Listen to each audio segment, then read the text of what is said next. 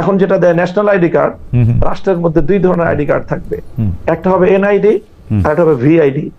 National ID card রাষ্ট্রের সকল নাগরিকরা পাবে, ভোটার আইডি কার্ড রাষ্ট্রের সকল নাগরিকরা পাবে না। রাষ্ট্রের ভোটার আইডি কার্ড পাবে দুটো ক্রাইটেরিয়ার উপর ভিত্তি করে। একটা ক্রাইটেরিয়া হবে হলো যে একজন মানুষ যার মধ্যে এই সঠিক শাসক নির্বাচন করার মতো সেই দক্ষতা, সেই যোগ্যতা, সেই ধরনের ক্যাপাবিলিটি যার প্রমাণ হবে পরীক্ষার মাধ্যমে যে কোনো একটা, এটা হলো একটা ক্রাইটেরিয়া। মানে ক্রাইটেরিয়া হবে যার মধ্যে জি একটু যদি মানে আমাদের দর্শকদের উদ্দেশ্যে বা আমাদের জন্য যদি একটু ছোট ছোট করে বলেন, মানে একটা পরীক্ষার মাধ্যমে শাসক নির্বাচনে ভোট দেওয়ার ক্ষমতা আছে কিনা সেটা নির্বাচিত করা হবে, তাই তো?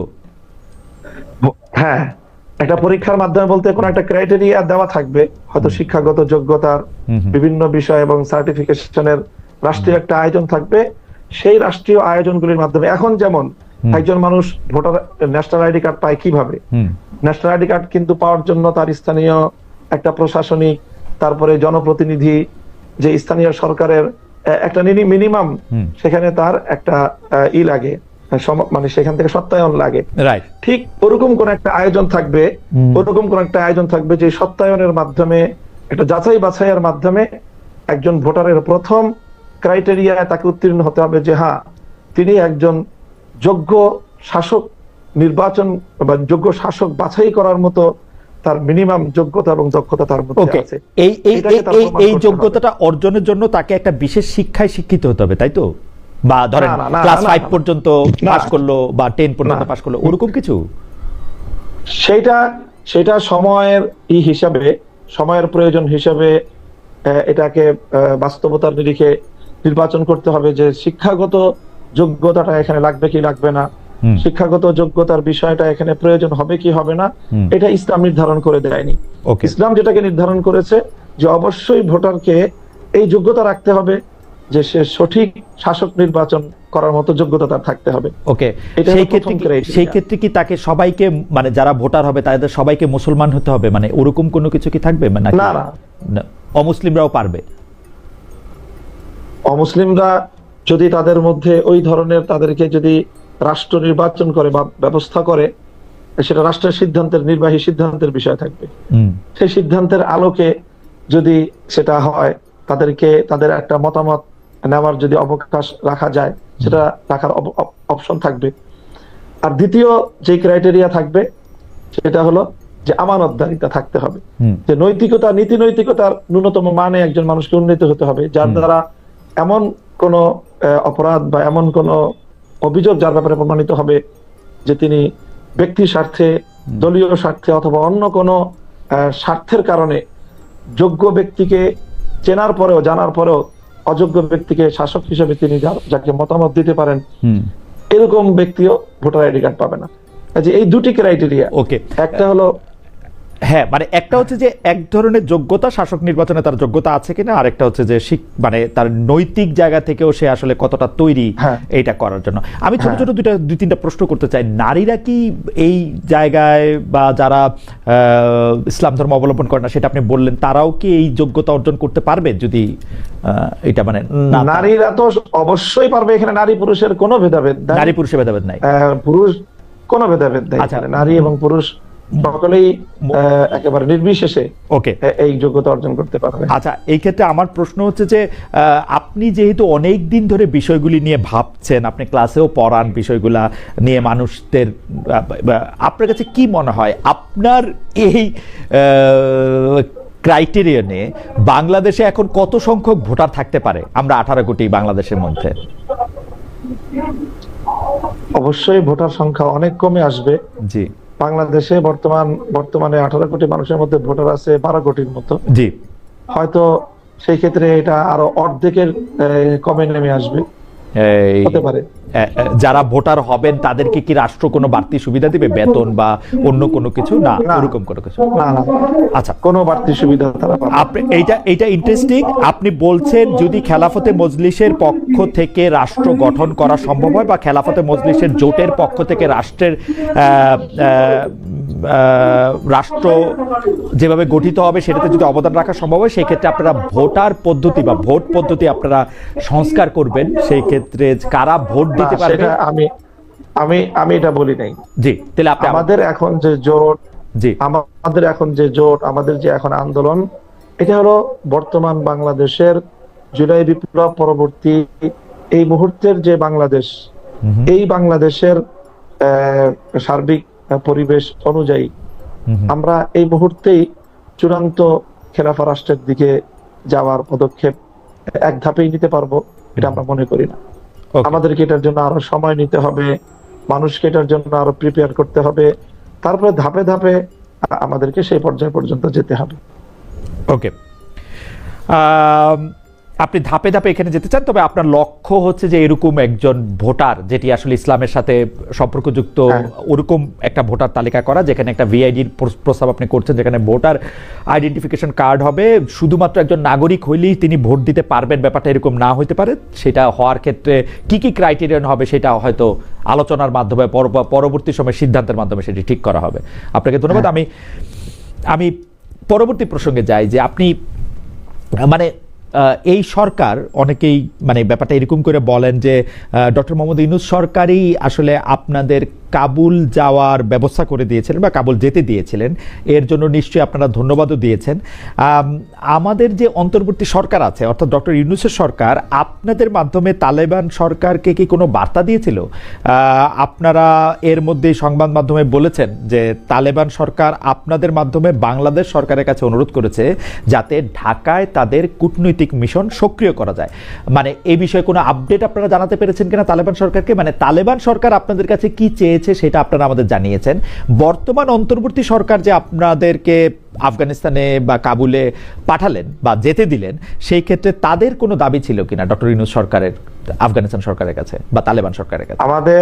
আমাদের আফগান সফরের ব্যাপারে, ইমারাতে ইসলামিয়ার সফরের ব্যাপারে বর্তমান সরকারের কোনো ভূমিকা তো দূরের কথা, এটা তাদের জানারও বিষয় না। কারণ আমরা এখানে বাংলাদেশে আফগানিস্তানের কোনো তেমন কোনো এখানে দূতাবাসও নেই, ভিসা প্রসেসিং এর আয়োজনও এখানে নেই। আমরা এটা যুক্তরাজ্যের একটা প্রতিষ্ঠানের মাধ্যমে লন্ডনের মধ্যস্থতায় সেখান থেকে আমাদের ভিসা প্রসেসিং হয়েছে, এবং বাংলাদেশ থেকে যেহেতু সরাসরি কাবুলে যাতায়াতের কোনো উপায়ও নেই, এই জন্য আমরা বাংলাদেশ থেকে যাইও নি এবং সোজাসুজি বাংলাদেশে আমরা আসতেও পারিনি। কাজে এটার সাথে সরকার অথবা সরকারি কোনো কর্তৃপক্ষের ন্যূনতম কোনো সম্পর্কই নেই। এখানে আমরা সম্পূর্ণ ব্যক্তি উদ্যোগে, ব্যক্তি ইচ্ছায় এবং যুক্তরাজ্য ভিত্তিক একটা সংস্থার মধ্যস্থতা এবং তাদের আয়োজনে সেখানকার কাবুল সরকারের আমন্ত্রণ সেই সংস্থার মাধ্যমে আমাদের কাছে এসেছে, আমরা সেভাবে গিয়েছি। সেখান থেকে সেই রাষ্ট্রের গুরুত্বপূর্ণ ব্যক্তিবর্গ তারা বাংলাদেশের সাথে কূটনৈতিক সম্পর্ক স্থাপনের আগ্রহ ব্যক্ত করেছে। আমরা সেই বার্তা প্রেসের মাধ্যমে বর্তমান সরকারের কাছে আমরা পৌঁছে দিয়েছি। আপনাদের আফগানিস্তান যাওয়ার সময় বা কাবুল যাওয়ার সময় আপনারা সরকারের কাউকে আপনারা ইনফর্ম করেন নাই যে আমরা আসলে আফগানিস্তান যাচ্ছি বা আফগানিস্তানের বা কাবুল সরকারের সাথে কথা বলতে চাচ্ছি, সেটা আপনারা এটা বলেন নাই? না। ওকে, তো আপনাদের যে অনুরোধ আপনারা সরকারের কাছে পৌঁছে দিয়েছেন যে কূটনৈতিক মিশন করা যায় কিনা, সেই ব্যাপারে সরকার আপনাদের কিছু জানিয়েছেন? মানে কোনো আপডেট আছে সে ব্যাপারে? না, এই ব্যাপারে আমাদের কাছে কোনো আপডেট নেই। আমরা এমনিতে অফিসিয়াল ভাবে খোঁজ খবর নিয়েছি, তো অফিসিয়াল ভাবে ওই রকম যে অফিসিয়াল জবাব যে হ্যাঁ তাদের সাথে আমাদের আফগানিস্তানের একটা ছোট্ট অফিস ঢাকায় আছে, সেখানে 1-2 জন ব্যক্তিও আছেন, তাদের সাথে যোগাযোগ আছে, তারা চেষ্টা করছে। এবং এটাও যে বাংলাদেশের পররাষ্ট্র উপদেষ্টা বিভিন্ন সফরে আফগানিস্তানের সেখানকার পররাষ্ট্র দপ্তরের কর্মকর্তাদের সাথে কথোপকথন হয়। বাংলাদেশের সাথে Kabul Dhaka chamber of commerce অথবা ব্যবসা বাণিজ্যের একটা লিঙ্ক তৈরি হওয়ার বিভিন্ন ধরনের কার্যক্রম অনেকে করছে। পররাষ্ট্র মন্ত্রণালয় থেকে এইরকম তথ্য আমরা পেয়েছি। এর বাইরে সরকারের পক্ষ থেকে বিশেষ কোনো উদ্যোগ নাই। আপনারা যখন কাবুল সফরে গিয়েছেন, যারা মামুনুল হক, আপনি জানেন যে তার পরের মাসেই প্রথমবারের মতো ভারত সফর করে গিয়েছেন আফগানিস্তানের পররাষ্ট্রমন্ত্রী আমির খান মুত্তাকি। এবং আপনি জানেন যে কাবুল ও দিল্লির মধ্যে সম্পর্ক ব্যাপক উন্নয়ন হচ্ছে, বিপরীতে আফগানিস্তান ও পাকিস্তানের মধ্যে সীমান্তে প্রায় যুদ্ধাবস্থা তৈরি হচ্ছে, আহত নিহত হচ্ছে, ইদানিং তাদের সমঝোতা আলোচনাও ব্যর্থ হচ্ছে। বিশ্বাসের দিক দিয়ে তালেবান এখন ব্র্যান্ডিং করতে চাইছে পাকিস্তান নয়, ভারতের দেওবন্দ তাদের মানে যদি আমরা বলি উৎস। সার্বিক পরিস্থিতি নিয়ে কি বলবেন? মানে আমরা বাংলাদেশেও, পাকিস্তানে তো বটেই, আমরা কিন্তু আফগানিস্তানের সাথে একটা স্বাভাবিক কূটনীতিক সম্পর্ক আমরা দেখতে পাচ্ছি না। আপনার আসলে লন্ডনের একটা বা যুক্তরাজ্যের একটা সংস্থা, আমি ধরে নেই যে সেটা একটা বেসরকারি সংস্থায়, তাদের মধ্যে আলোচনা করে, অথচ আফগানিস্তানের পররাষ্ট্রমন্ত্রী তিনি ভারত সফর করে গেছেন এবং আমি যতদূর দেখতে পেয়েছি তিনি বেশ মানে সম্মান, আদর, ভালোবাসা এবং অনেক গুরুত্বও পেয়েছেন। এই ব্যাপারটা নিয়ে আসলে এটা অবশ্যই আমার বাংলাদেশের দুর্বল পররাষ্ট্র ব্যবস্থা নীতির কথাই আমি বলবো, যে ভারতের মতো রাষ্ট্র যেইভাবে তারা তাদের রাষ্ট্রীয় সিদ্ধান্ত রাষ্ট্রের স্বার্থের জায়গা থেকে তারা ইন্ডিপেন্ডেন্টলি নিতে পারে, আমাদের বাংলাদেশ সেই স্বাধীনভাবে আমাদের পররাষ্ট্র বিষয়ক সিদ্ধান্তগুলো তারা নিতে পারে না। তারা এখনো সেই পশ্চিমা বিশ্বের ভয়ে ভীত সন্ত্রস্ত, যে কি বলবে না বলবে, এর একটা বিষয়। আর ভারত এবং পাকিস্তান প্রসঙ্গ যেটা আপনি বলেছেন, ভারতের দেওবন্দ প্রসঙ্গ আপনার যেটা বলেছেন, সেটা হলো যে দেখেন, এইটার মধ্যে দেওবন্দ প্রসঙ্গের মধ্যে ভারত পাকিস্তানের সম্পর্ক না। দেওবন্দ আমাদের ভারত, পাকিস্তান, বাংলাদেশ, আফগানিস্তান, এই টোটাল যে দক্ষিণ পূর্ব এশিয়া, এই এশিয়া মহাদেশ, এই এশিয়া দক্ষিণ পূর্ব এশিয়ার সাবকন্টিনেন্টালে আমাদের যে আমরা যে ধর্মের যে স্কুল অফ থট বা যেটাকে আমরা চর্চা করি আমাদের, সেটার মূল প্রাণ কেন্দ্র হলো দারুল উলুম দেওবন্দ বিগত 150 বছর ধরে। সেই জায়গা থেকে আমরা বাংলাদেশি যারা আছি কওমি মাদ্রাসার, আমরা আমাদের অপর পরিচয় হলো আমরা দেওবন্দি। ঠিক একইভাবে আফগানিস্তানে বর্তমানে যারা রাষ্ট্র পরিচালনা করছে ইমারতে ইসলামিয়ার সরকার, এই টপ টু বটম পূর্ণটাই দেওবন্দি কওমি চিন্তার অধিকারী। এই জন্য তারা বলেছে যে তাদের প্রাণকেন্দ্র দেওবন্দ। জামায়াত ইসলাম, জি, তাহলে জামায়াত ইসলামের সঙ্গে আপনাদের বিরোধটা কোথায় ছিল আসলে? না, এখানে জামাত ইসলাম সহ তো বললাম যে যেমন নাকি যারা নাকি বিএনপি, আওয়ামী লীগ, জাতীয় পার্টি সহ তারা তো ইসলামী নীতি আদর্শ বাস্তবায়ন চায় না। আমরা তো ইসলামী নীতি আদর্শ বাস্তবায়ন চাই। এদিক থেকেই তো বিরোধ, এদিক থেকেই তো পার্থক্য। এরকম বিভিন্ন রাজনৈতিক দলের চিন্তাধারার ভিতরে পার্থক্য তো থাকতেই পারে, কিন্তু যেটা নাকি গুরুত্বপূর্ণ কমন ইস্যুতে, যেমন দেশ গড়ার ইস্যুতে, মানবতার কল্যাণের ইস্যুতে আমরা একাকার হয়ে জাতীয় নির্বাচনে অবস্থান তৈরি করার সিদ্ধান্ত আমাদের রয়েছে। জি, আমরা মোটামুটি আপনার বক্তব্য বুঝতে পেরেছি। আমি আরেকটি বিষয় উল্লেখ করতে চাই। এক সময় আমরা ঢাকার রাস্তায় স্লোগান শুনতাম যে আমরা হব তালেবান, বাংলা হবে আফগান। আপনারা ক্ষমতায় গেলে কি আসলে বাংলাদেশ কি আফগানিস্তান হয়ে যাবে কিনা, এ ধরনের কোনো? আফগানিস্তান রয়েছে আফগানিস্তানের জায়গায়, বাংলাদেশ বাংলাদেশের জায়গায়। এখানে বাস্তবতা হলো বিভিন্ন দেশের কথা, তার উন্নয়ন, সুবিধা অসুবিধা, ভালো মন্দ, এই দিকটাকে লক্ষ্য করে অনেকে আলোচনা করতে চায়। যেমন অনেকাংশে আছে সৌদি, আমেরিকা, লন্ডন, ওই যে বলছিলাম চায়না, ওই মালয়েশিয়া, এবার আফগান, পাকিস্তান, ভারত, যেখানে যে দিকটা ভালো আমরা সেই দিকটা নিয়ে এসে দেশটাকে সুন্দর করব। এটাই হলো বাস্তবতা। শুধু আফগানিস্তান নয়, যে কিনা আপনারা আরেকটি বিষয়, যে আপনারা ক্ষমতায় গেলে কি আসলে শরিয়া ভিত্তিক আইন চালু করবেন? হ্যাঁ, এখানে মূল ব্যাপার হলো শরিয়া ব্যাপারটা শুনলে অনেকে ভয় পায়। শরিয়া কিন্তু মানুষের কল্যাণের জন্য, কারণ বিএনপিরও কিন্তু দেখবেন 31 দফা দাবির মধ্যেও কিন্তু শরিয়ার বিরোধী কোনো আইন তারা পাশ করবে না, এ কথাটা কিন্তু তারা নিয়ে আসছিল। আওয়ামী লীগ কিন্তু তাদের নির্বাচনী ইশতেহারের মধ্যে তারা কিন্তু পরিষ্কারভাবে ঘোষণা করেছে যে আমরা ক্ষমতায় যেতে পারলে আমরা শরিয়া বিরোধী কোনো আইন পাশ করব না। আসলে শরিয়া ব্যাপারটা আমাদের কাছে গ্রাম্য একটা প্রবাদ বাক্য রয়েছে যে চুন খাওয়ার পরে মুখ পুড়ে যাওয়ার পরে নদী দেখলে যেরকম ভয় পায়, আসলে শরিয়াত তো মানুষের কল্যাণের একটা নীতি আদর্শ। এটা আপনার পর্যালোচনা করলে দেখবেন যে এর ভিতরে কোনো ওই সুযোগ, এরকম অনিয়ম, অবিচার এটা থাকে না। বিধায় এটাকে আমরা নীতি আদর্শের দিক থেকে আমরা এই শরিয়া জিনিসটা আমরা অনেকে বোঝাতে পারি নাই। আসলে এটা নীতি আদর্শ, যেমন আব্রাহাম লিঙ্কন গণতন্ত্রের একটা নীতি আদর্শ, ব্রিটিশ লয়ের একটা নীতি আদর্শ, ইসলামী একটা নীতি আদর্শ। এখানে আমাদের শান্তির জন্যই তো আপনার নীতি আদর্শগুলো এখানে থ্রো করা হয়। এখানে শরিয়া নিয়ম নীতি আদর্শটা আপনারা দেখবেন আল্লাহ রাসূল সাল্লাল্লাহু আলাইহি ওয়াসাল্লাম যে নীতি আদর্শ নিয়ে আসছেন তার নাম হলো ইসলাম, এর সমষ্টিগত শরিয়াত বলা হয়। এখানে দেখবেন যে অক্সফোর্ড বিশ্ববিদ্যালয় সহ সবাই কিন্তু ওই যে বই লেখছে 100 মনীষীর নাম তারা এক জায়গায় নিয়ে আসছিল, দ্য 100 যে বইয়ের মধ্যে, সেখানে কিন্তু আল্লাহ রসুল সাল্লাল্লাহু আলাইহি ওয়াসাল্লামের নামটা তারা এক নম্বরে নিয়ে আসতে বাধ্য হয়েছে। সেখানে বিচারীরা কিন্তু তাদের দেশ ছেড়ে শান্তির লক্ষ্যে ইসলামী নীতি আদর্শের ভিতরে বসবাস করেছে। আপনারা দেখেছেন আমরা জুন 28, 24, 25 না, আমরা যে ঢাকায় করলাম 28শে জুন, আমরা যে করলাম, সেখানে দেখছেন হিন্দুদের মহাসচিব, সেখানে কিন্তু বৌদ্ধদের দায়িত্বশীল, সেখানে আপনার খ্রিস্টানদের দায়িত্বশীল সভাপতি, তারা কিন্তু আমাদের মঞ্চে আসছিল।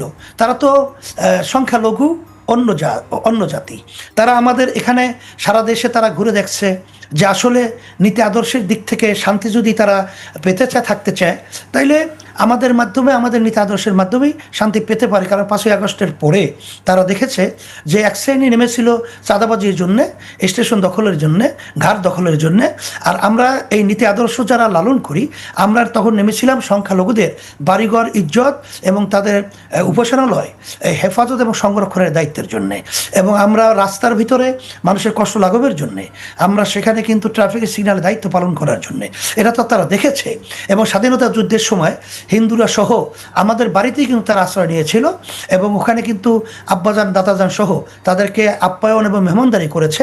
এই ইতিহাস তো বাংলাদেশে দিনের মতো পরিষ্কার হয়ে আছে, যার কারণে তারা কিন্তু আমাদের স্টেজের ভিতরে এসে একাত্মতাবাদ প্রকাশ করেছিল, এবং তারা চেয়েছিল যে শান্তির একটা পরিবেশ তৈরি করতে হলে সেখানে কিন্তু পিয়ার পদ্ধতি নির্বাচন এটা অত্যন্ত প্রয়োজন, এটা আমাদের দরকার। জি, ইসলাম নিয়ে মানুষের মধ্যে একটি ভীতির সৃষ্টি করা হয়েছে, বা ইসলামোফোবিয়া বলে একটি বিষয় আছে। এই বিষয়টি আসলে কি সৃষ্টি করা হয়েছে, নাকি আসলে ইসলামী আমরা যেগুলো দেখি যে তৌহিদি জনতা নাম দিয়ে এক শ্রেণীর মানুষ আছে যারা মোরাল পুলিশিং বা পোশাক ঠিক হচ্ছে কিনা, নারীর স্বাধীনতা নিয়ে কথা বলছেন, এই সব কারণে কি আসলে ভীতির কোনো পরিবেশ তৈরি হয় কি? আসলে মূল ব্যাপারটা হলো, আমাদের একটা প্রবাদ বাক্য আছে যে কোনো চোর সে কিন্তু চায় না থানায় একজন ভালো আদর্শবান ওসি আসুক। আসলে বাস্তবতা হলো এতটুকুই যে আমাদের দেশের ইতিহাস হলো দুর্নীতি, মানুষের টাকা লুপাট করা, আমাদের দেশের টাকা বিদেশে পাচার করা। আসলে বাস্তবতা হলো এতটুকু, ইসলাম এমন এক নীতি আদর্শ, এটা যদি কেউ লালন করে, সেখানে মনের দিক থেকে, মানসিক দিক থেকেই এই মেন্টাল তাদের পরিবর্তন ঘটে যাবে আল্লাহর রহমতে। আপনারা কারণ যে পরিবেশে যে অবস্থান থাকে তার সাগরেদ কিন্তু ওই ধরনেরই হয়। তো এখানে ইসলাম এমন এক নীতি আদর্শ, এই নীতি আদর্শ মানুষ জানলে, শুনলে, বুঝলে এবং এর সাথে জড়ায় থাকলে তখন কিন্তু সবাই এই নীতি আদর্শের প্রতি তাদের মন ঝুঁকে পড়বে, এবং এর মাধ্যমেই শান্তি দুনিয়াতেও এবং আখেরাতেও মুক্তি। এর বাইরে কোনো আসলে কোনো গাইডলাইন এটা সৃষ্টিকর্তা দেয় নাইও। জি, এ পর্যায়ে আমাকে একটি বিরতিতে যেতে হচ্ছে। দর্শক, একটি বিরতি নিচ্ছি, বিরতির পর আবারও ফিরবে 21 রাতে, আমাদের সঙ্গেই থাকুন।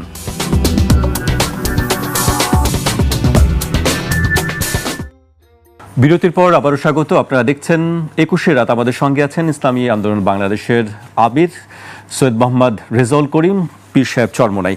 বিরতিতে যাবার আগে আমরা বেশ কিছু বিষয় নিয়ে আলাপ করছিলাম। আপনি জনসভার কথাটি যেহেতু তুলেছেন যে জুনের 28 তারিখে জনসভা করেছেন, আমি জনসভা নিয়ে একটি বিষয়ে আলোচনা করতে চাই যে এই ধরনের জনসমাবেশ করতে আসলে একটি খরচ আছে, বড় ধরনের একটি অর্থের প্রয়োজন হয়। এই খরচ আসলে আপনারা কিভাবে সংগ্রহ করেন? এটা তো আপনারা দেখেছেন যে আমরা তো এই নীতি আদর্শ বাস্তবায়নের জন্যে আমরা কিন্তু দেশ এবং ইসলাম এবং মানবতার কল্যাণের জন্য আমাদের কার্যক্রম রাজনীতিভাবে চলছে। সেখানে আমরা এই নীতি আদর্শ বাস্তবায়নের জন্যে আমরা যখন সর্বত্র মানুষকে বলি, দাওয়াত দেই এবং সেখানে জনসভা করার জন্য আমরা যখন নাকি মানুষকে জানাই, তখন তাদের নিজেদের খরচই তারা এখানে তারা উদ্দীপনা নিয়েই এবং তারা ফুর্তি সহকারে আমাদের সমাবেশে তারা যোগদান করে এবং নিজেদের খাওয়া নিজেরা খেয়ে এবং নিজেদের পকেটে পয়সা খরচ করে তারা এখানে উপস্থিত হয়। এইটাই হলো বাস্তবতা। আর এইভাবেই আমাদের কার্যক্রমগুলো আলহামদুলিল্লাহ চলছে। আর আমাদের সংগঠনগুলো আমাদের দায়িত্বশীলদের এবং নেতাকর্মীদের একটা সংগঠন পরিচালনার জন্য একটা সহযোগিতার জন্য তাদেরকে বলা থাকে। তারা তাদের সাধ্য অনুযায়ী যতটুকু যে পারে 10 টাকা হতে শুরু করে যা পারে তারা সেটা সহযোগিতার মাধ্যমেই আলহামদুলিল্লাহ আমাদের সংগঠন এইভাবে পরিচালনা হচ্ছে। কারণ এই দায়িত্বটা শুধু আমার না, এই দায়িত্বটা তো শুধু আমাদের দায়িত্বশীলদের না, এই দেশ সুন্দর করার দায়িত্বটা আমাদের সকলের রয়েছে বিধায় এখানে সম্পৃক্ত সবারই থাকা এটা জরুরি। এমনকি আপনাদের সাংবাদিক আমার বন্ধুরা যারা আছেন সবারই কিন্তু এই দেশ সুন্দর করার ব্যাপারে সবার সহযোগিতায় যেটা ভালো হয় এটা সহযোগিতা আমাদের সবার থাকা, এটাই কিন্তু নিয়ম এবং আল্লাহর এটা হুকুম। সবার আলাদা আলাদা খরচে কি এত বড় একটি অনুষ্ঠান করা সম্ভব হয়? আসলে আমরা একটু জানতে চাই যে আসলে কত খরচ হয় আসলে এই ধরনের বড় একটি প্রোগ্রাম করতে গেলে? আমাদের বলা কঠিন, কারণ আসলে কত কি খরচ হয় এটা তো আমাদের বলা বড় কঠিন। কারণ এখানে তো আমাদের যেটা আমাদের যে জনসভায় মহাসমাবেশে যে লোক আসছিল তাতে কি পরিমাণ লোক আসছিল সেটা তো আমাদের পুরোপুরি জেহেনে সংখ্যাটা নাই। তবে 10 লক্ষের উপরে এরকম একটা বিভিন্ন যারা নাকি এটা নিয়ে করছে, জরিপ করছে, তারা এইভাবে মন্তব্য করছে বিধায় এটা বলছি। কিন্তু আসলে বাস্তবতা আমি পুরো বলতে পারবো না। তবে এই লোকগুলো তাদের কিভাবে নিজেদের পকেটে পয়সা খরচ কি পরিমাণ করছে, কিভাবে করছে, এই হিসাবটা তো আমাদের রাখা সম্ভব না বিধায় এই সংখ্যাটা তো বলা কোনো ক্রমে সম্ভব না। জি হুজুর, বুঝতে পেরেছি আপনার বক্তব্য। আমি এবার একটু অন্য প্রসঙ্গে আসতে চাই। আপনার নারী সংস্কার কমিশন নিয়ে সমালোচনা করেছিলেন। 28শে জুনের যে জনসভা ছিল সেখানে সব দল মিলে বলেছিলেন যে কমিশন গঠন করা হয়েছে সেই কমিশনের রিপোর্টটি বাতিল করতে হবে, সেই দাবি আপনারা জানিয়েছিলেন। এবং তারপর আমরা দেখেছি যে সেই কমিশনের মেয়াদ আরো বাড়ানো হয়েছে। এই বিষয়ে আসলে আপনাদের বক্তব্য কি? আসলে মূল ব্যাপার হলো এইটা আমরা বলবো যে এটা দেশকে অসুন্দর করারই একটা নীল নকশা আমি বলবো। কারণ নারীরা আপনি দেখবেন আমরা যখন নির্বাচন ইসলামের পক্ষে আমরা ভোট চাওয়ার জন্য বাক্স পাঠাই সেখানে কিন্তু আমার যতটুকু জরিপ আছে সেখান থেকে নারীরাই কিন্তু ইসলামের পক্ষে বেশি মতামত প্রকাশ করে। কিন্তু এক শ্রেণীর নারীদের অধিকারের নামে আর আসলে তারা কিন্তু পরিবেশকে অসুন্দর করার জন্যে তারা কিন্তু বিভিন্ন প্রক্রিয়ায় তারা কিন্তু কার্যক্রম পরিচালনা করে থাকে। তারা যে প্রস্তাবগুলো নারীদের স্বাধীনতার ব্যাপারে, তাদের বাস্তবায়নের ব্যাপারে তারা যে দিয়েছে এটা আমরা একটা রিপোর্ট তৈরি করে কিন্তু আমরা কমিশনেও জমা দিয়েছি। সেখানে কমিশনটা আপনি সুযোগ হলে দেখে নেবেন, যেটা কিন্তু দেশদ্রোহী এবং মানবতা বিরোধী। এটা শুধুমাত্র ব্যক্তি নারী স্বাধীনতা হরণ করছে তাই না, এটা দেশের স্বাধীনতা বিপন্ন হওয়ার পথে এবং সেখানে কিন্তু মানবতা বিরোধী এই ধরনের কিন্তু প্রস্তাবগুলো তারা নিয়ে আসছিল। কোন কোন জায়গায় কিভাবে এটা আমরা বড় আকারে, এটা আমরা কিন্তু বই আকারে নারী কমিশন সহ আমরা কিন্তু সরকারের কাছে আমরা পাঠিয়েছি। এটা আপনারা দেখে পর্যালোচনা করে দেখতে পারবেন যে কিসের জন্য আমরা আপত্তিটা জানিয়েছি। এটা আপনার প্রিয় দর্শক, আসসালামু আলাইকুম। আজকের এই টকশোটি দেখলেন, এখানে মামুনুল হক ছিলেন, চরমোনাই পীর সাহেব ছিলেন। তো তারা তর্ক বিতর্ক করছে। সম্পূর্ণ তর্ক বিতর্কটি আপনারা হয়তো বা দেখছেন, সেই জন্য আপনাকে অনেক অনেক ধন্যবাদ। প্রিয় দর্শক, আজকের এই টকশোটি দেখে আপনার কী মনে হলো? আপনার মূল্যবান মতামত অবশ্যই কমেন্ট বক্সে জানাবেন। কারণ আপনার মূল্যবান মতামত যদি কমেন্ট বক্সে জানান, আপনার ওইটা তো মূল্যবান মতামত বলতে ওইটি হচ্ছে আপনার একটি ধারণা, তাদের সম্পর্কে আপনার একটি ধারণা। তো সেই ধারণাটি যখন কমেন্ট বক্সে আপনি লিপিবদ্ধ করে যাবেন তখন কিন্তু আরেকজন এসে সেই আপনার সেই ধারণাটি পড়বে এবং জানবে, বুঝবে। এখানে দুইটি লাভ। একটি হচ্ছে ওই যে লোকটি পড়বে সে যদি না জানে, সে যদি এই চরমোনাই পীর সাহেব বা এই মামুনুল হক সম্পর্কে তার যদি ধারণা না থাকে তাহলে কিন্তু সেই ধারণাটি পাবে। এবং আরেকটি হচ্ছে আপনার যদি কোনো ত্রুটি থাকে, আপনার ধারণার ভিতর যদি কোনো প্রকার ভুল থাকে তাহলে কিন্তু আপনাকে শুধরে দেওয়ার দায়িত্ব ওই লোকটির, ওই কমেন্ট পড়বে যেই লোকটি সেই লোকটির। প্রিয় দর্শক, একজন ভালো নেতাকে সিলেক্ট করতে হলে আমাদের দায়িত্ব হচ্ছে একজন ভালো মানুষকে উৎসাহিত করা, রাজনীতিতে তাকে নিয়ে আসা। ভালো মানুষ যদি রাজনীতিতে আসে তাহলে রাজনীতির পরিবেশ অনেক সুন্দর হবে, আমাদের সাধারণ মানুষের জন্য অনেক উপকার হবে। দেখেন, সাধারণ মানুষের বিপদে আপদে পাশে দাঁড়াবে কারা?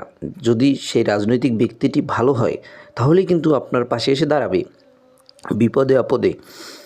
তো আমরাই কিন্তু পারি আমাদের একটি ভোট ধারা একটি সুন্দর রাজনীতি পরিবেশ ফিরিয়ে আনতে। এখন আপনি আপনার এলাকায় দেখবেন যে কোন লোকটি আসলে ভালো নির্বাচন করতেছেন, কোন লোকটির চরিত্র ভালো, কোন লোকটি খারাপ কাজের সাথে জড়িত নেই, এরকম লোকের পিছনে সাপোর্ট দেবেন। আশা করি তাহলে আপনারা একটি ভালো রাজনৈতিক পরিবেশ ফিরিয়ে আনতে পারবেন। প্রিয় দর্শক, যাই হোক, আজকের মতো এখানে শেষ করলাম। আবার দেখা হবে নতুন কোনো ভিডিওতে।